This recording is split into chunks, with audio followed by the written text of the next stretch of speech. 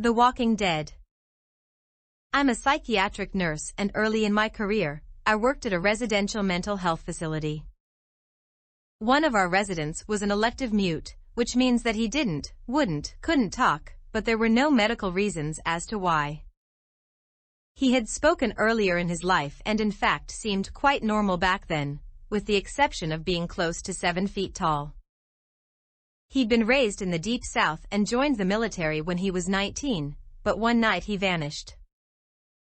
He was declared AWOL, and eventually he was declared missing and dead. 10 years later, a 7-foot-tall man walked into a VA hospital emergency room in my part of the Midwest and said to the receptionist, "My name is Marion Duchesne, not the real name, and I've been dead for 10 years. Those were the last words he ever spoke. He was covered with dust, and he was wearing the same clothes he'd been reported to be wearing the night he vanished. His social security number had not been used and he had no identification on his person. However, they were able to identify him, I guess via fingerprints. The family was notified, but they said they had already grieved their lost man and that whomever was claiming to be him simply could not be. They demanded not to be contacted again." Marion paced all day every day, moving his mouth that looked like talking or muttering, but no sound came out.